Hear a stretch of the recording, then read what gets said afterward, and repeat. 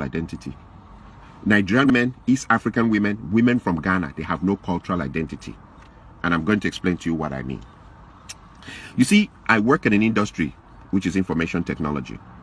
In information technology, there is one country that really stands out when you talk about information technology, and it's India.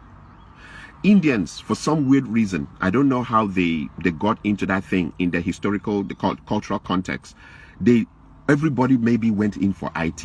The whole country made a powerful reference to IT, just like China made a huge push into industrialization that deals with tools. The idea of having the tools to make a car or make a shoe, heavy industrialization that they can use to serve the world. India went into this heavy thing about information technology. In my 12 years of working in information technology, everywhere I go, it's loaded with Indians. If the information technology, for example, if a place has maybe 20,000 workers, I'm talking about a huge place, in which maybe 10,000 of their workers are engineers, software engineers, computer engineers, so on and so forth. I can assure you that of the 10,000, 9,500 will be Indians. So what has been my exposure there? Indian women. They're the one, they're 4 feet, some of them little 4 feet, things, small things that are making dream money. They came direct from their village into the system and they're making 180,000, 190,000, 200,000 dream money. But there's a strange thing I notice about them. As they come to work, they're wearing their native wear, that thing that they tie and hang on their neck with that dot here. Another strange thing I've noticed about them is you will never ever, for all my years, I stayed in the United States, I was born here. In all my years of staying here, you'll never hear the Indian women dragging their men to the American court system for divorce. It is our women that use the American court system to destroy our men. They bring the court in to help them destroy the men. You will never hear Indian women doing that thing. You will never hear women from China taking Chinese men into the American court system to destroy them with divorce. You will never hear women from Korea dragging their men in huge numbers into the American court system to destroy them. But when it comes to African women, East Africa, Nigeria, Ghana, when it comes to African women, they just drag their men into the court system. One of the things that I've noticed in this system or in this problem is poverty. Bring these Indian women, they're making 150,000, 180,000. They don't drag their men into court. Plus, sometimes, like in most places, all the places I've ever worked in information technology, they'll have one car. Not that I'm supporting that behavior, but there's something strange on why I see them. They have one car. They wait for their husbands. Even if their husbands are working 2 hours overtime over their time, they'll wait. Some of them pregnant, waiting for their husbands. When it's finished, they go into the same car with their husband and drive home. I watch Indian women and women from so many other places. They're not crazy about the Louis Vuitton, Gucci, all the designers wears. They are not even interested. Indian women, I meet them. They've been here 15 years, 20 years. They still keep their accent. They still speak as if they're living in India. But when I meet our women, and our women, all that they have to do is just get to a level of where they're making 50,000, 60,000, 70,000 or 80,000 a year. I'm talking about small money. Small money. Immediately the marriage is in danger. And they change. They start bleaching. And they start talking, sure, yeah, sure. Yeah, I went, oh my God, I went to New York. And I'm like, even I who was born here, I don't speak like that. I look at others like the Chinese. They can't speak English very well. And their women may be driving very expensive cars that belong to their husbands. And I look at the Indian women who don't speak English very well, and they're not interested in changing their accent or their undertone. And they wear their native dress, that thing, and everything to work. I look at Korean women. I look at other women. They have this sense of cultural identity. African women do not have a sense of cultural identity whatsoever. Little money, and the marriage is over. One thing I've discovered, a common trend, once the women make, they go, nurse, 80,000 is all they need to make. And suddenly your marriage is in danger. They want to call the shots. They want to be the ones that control everything. And if you don't like it like that, they'll bring in the American courts to destroy your life, destroy everything around you. They will insult you. And I'm like, 80,000 is all that it takes for someone to change. Or 70,000, because most of them, even the 80,000 is overtime. They've worked themselves Sunday, Saturday, Saturday night, Sunday nights. They've worked themselves to death. That money that they make as overtime is what is now changing into something that they will destroy everything around them. the part that I see also is that a lot of, and I remember whenever I make my videos, I refer to bitch ass men. Bitch ass men. It has come to a point where we really can't define marriages in the African context anymore in the United States, because the man is changing diapers, he's washing the plates, he's sweeping the floor, he's cooking. Most men now have to cook to keep their marriages intact. He's picking the kids and dropping them. Like in what, like I've seen the experiences. I don't need to go far. I don't want to go too, you know, but the woman is shouting at them, where's the child's belt? Where's the child's socks? Where's the child's everything? And the women go around telling everybody, we are partners. There's nothing like head of the household. We are partners. Okay. So the men are doing everything in the women's role and also doing everything in their role, and they also keep their jobs. And that is supposed to be the perfect. If you don't do like that, they'll call American court on you. This partner thing, I've seen people try it, and it leads to disaster. Like he says, okay, so since I'm the one doing the laundry and washing the plates and cooking the food, can you help me change that bulb? No, that's a man's job. Okay, can you help me change the engine oil in the car? No, that's a man's job. Okay, can you help me paint the other? No, it's a man's job. The women are quick to tell you what's a man's job, but you must do your job and do their job now, and do their job and keep your job also in the society, and come back and still, even there's no respect, you are supposed to be submissive, or the marriage ends on your head. And when you look into it, she started making $80,000, and I compare that with the Indian women who make 150,000, 160,000, 180,000. And don't forget, this is India, where they kill. I mean, a woman just saying no to the husband, they start the honor killings. The men are not romantical, they're hardcore. They are very, very, they are very, very hardcore. The way they order their families about and their women about. They are not romantic. They are not taking their women to Dubai. They are not buying Louis Vuitton and expensive perfumes and undies for their women. They are not doing any of that. And when they come to work, they're smelling of turmeric and all those things that they put in their food.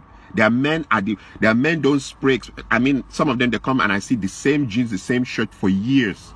But their women stick to them with the kind of money they're making. Even the Hispanic women, I look at them, their men are poor. I mean, they all cross from the desert now into this town. They cross from desert, enter this town. I've seen some real dirty, nasty Hispanic women with drop-dead, gorgeous Hispanic women. The women don't leave their men. The same story, we crossed from the desert, came here together, we're sticking together to the bloody end.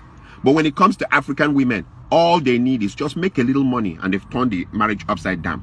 And there are bitch-ass men who will support that behavior. In fact, those women are more celebrated here than even married women.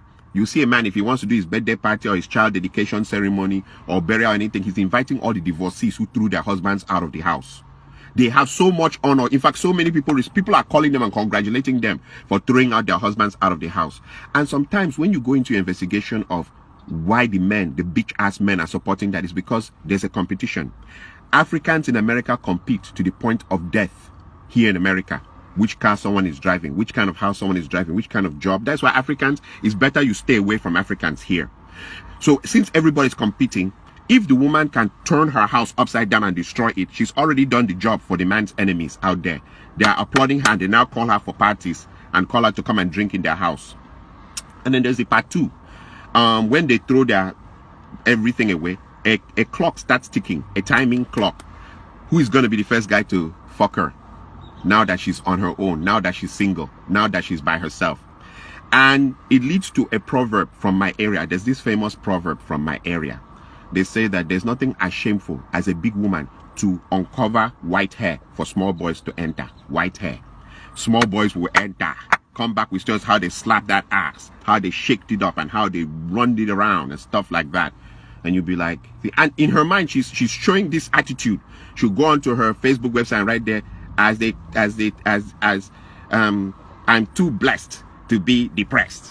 As they go lower, we go higher. Yep, we girls are flying higher. Hashtag liberated sisters. And then you wonder what is wrong with African women.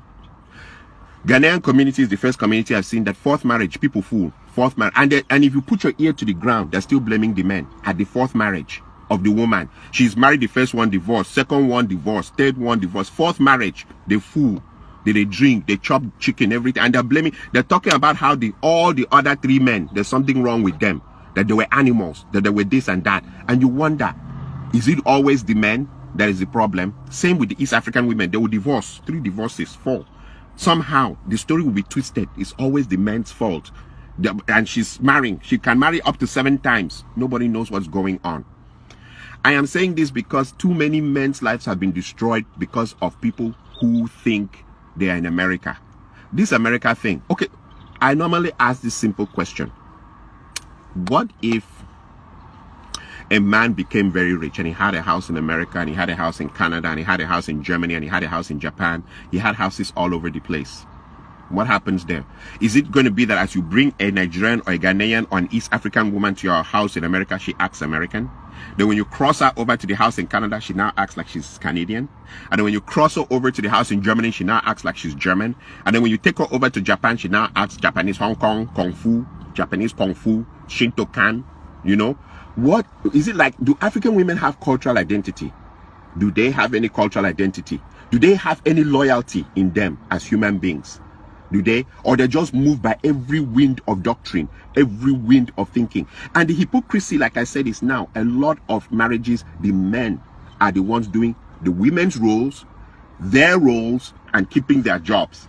All that to keep a man. And you see the men still coming, they come out with a big agbada and turn it and throw it up and stand and say, hey, I want to thank my wonderful wife.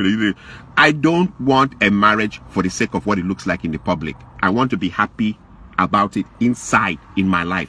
The show of that out there in the public, it looks good, but meanwhile back home I'm swallowing Percocet, I'm swallowing high blood pressure medicine, I'm swallowing all kinds of things to stay alive because I want to show people that I kept my marriage going. It's crap, it's bullshit, and that's for bitch ass men. I would rather live longer for my children than to stay in something that is horrific and try to keep it going. One side is always throwing the fishing bowl in the sky, one person is always trying to catch it. When does the other person become mature and stop? Oh, because they're making $80,000. Like I said, come and see the Indian women. 150. The husband is making 180. 200. The husband is making 190. People are making dream money. Indian community, I've never seen anything like that before. In IT, they own it. Google, Facebook, everywhere, they own it. And they're making killing money. Those guys hold cash, dream money. And their wives are not going crazy. You see their wives by their husbands all the time.